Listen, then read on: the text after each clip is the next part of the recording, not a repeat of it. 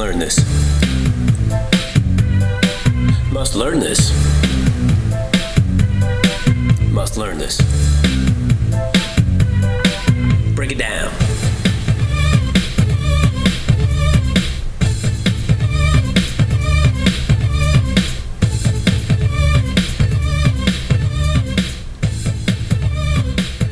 Stop. Grammar time. All right, ladies and gents, welcome back to another Grammar Time by the Teacher Emporium. Today we are going to look at present tense conjugations of regular AR verbs. So I know that's a lot into the title there, but we could break that down. We're going to look at the present tense. So say things like I talk, I work, right? Not I worked last night or I will work in the future. Present tense, I work right now.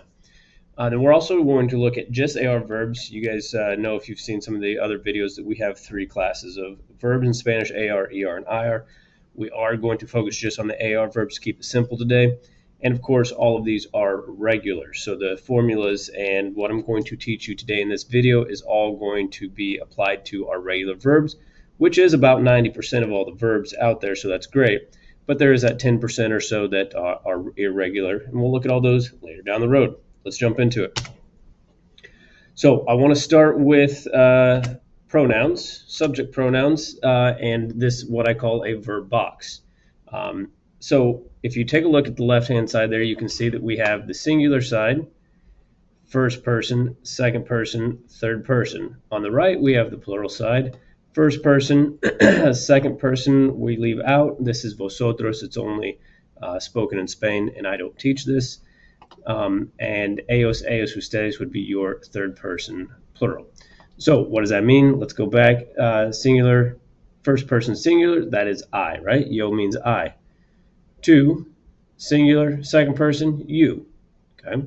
Él is he, ella is she, usted, you formal. This is just an abbreviation for usted. Nosotros, we.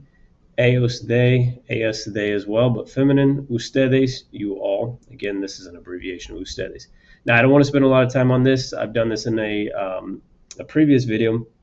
So you do want to know your subjects and how they work with this box. That's going to make a lot more sense when we break down the verbs today. So let's jump into it. So the first thing I would like to share with you is that all verbs in Spanish have 2 parts. They have a verb stem and a verb ending.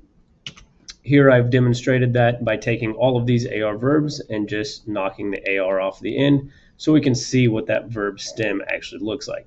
Now, these aren't real words that you would actually use in a sentence. I'm just demonstrating what they would look like. That's why there's a hyphen there. We're going to be adding new endings to these. Okay, so we have hablar, right? I can break that down by taking the end off, this AR down here, and I get this habla, right? Again, not a real word. We're going to start adding some new endings to those for our different subjects.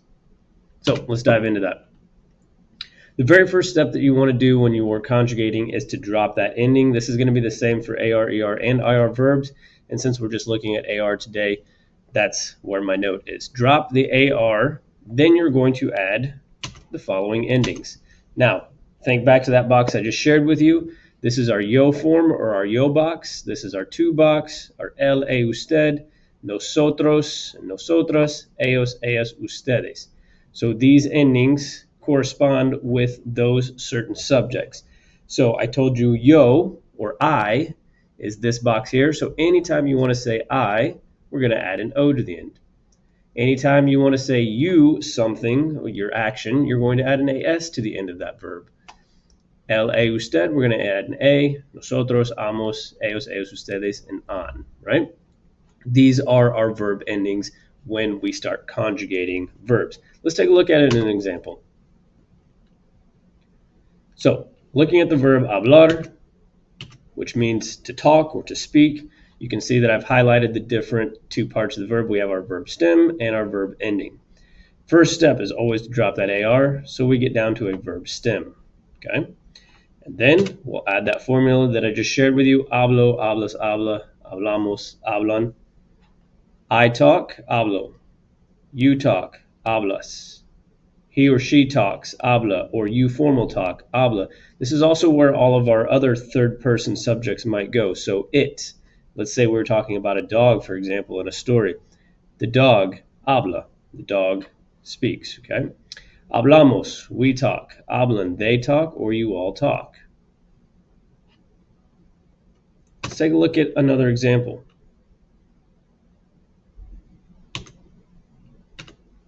Estudiar, to study. Again, we have our verb stem and our ending. Adding that formula.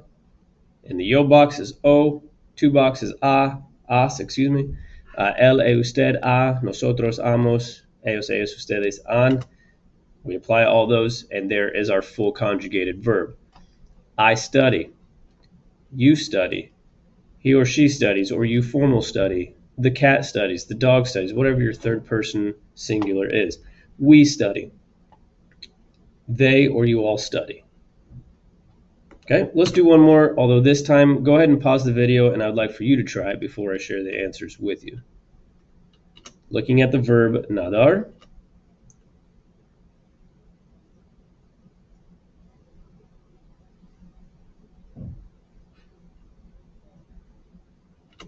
So, if you said nado for I swim, nadas for you swim, nada for he or she swims, nadamos and nadan, nadamos for we swim, nadan for ellos, they, or you all swim, then you would be correct. Now, I just want to point one thing out for this particular verb. You may recognize this nada as another word in Spanish as well. Nada can mean nothing. That is just what we call an overlap, and there are many of those examples in English as well, like two, and two, there, and there. So don't let that confuse you. Nada can be a form of nadar in a conjugation. It can also mean nothing in a different context. So the last thing I want to talk about here is then just what exactly the present tense is. Okay, it's slightly different in Spanish, so we do need to talk about that. The present tense in Spanish can have several English equivalents. Okay, there are actually three different ideas that can be expressed with a simple conjugation in the present tense in Spanish. So if we look at this example, estudio español, or I could even say yo estudio español. I can throw the yo in there, but I don't necessarily have to because the o at the end always infers that we're working with that yo, as we saw in our charts earlier. So I study Spanish, right, would be a clear translation here. But I want you to understand that this could also translate into I do study Spanish and I am studying Spanish as kind of a progressive translation. So three translations can be taken from this one conjugation without changing this sentence at all. So always be mindful of that. It can be a simple statement. It can be translated into use of emphasis or even an action in progress. So there you have it. That's the present tense of AR verbs. I hope you enjoyed this video. Be sure to like and subscribe if you found value in this today. And I'll see you in the next grammar time. Ciao.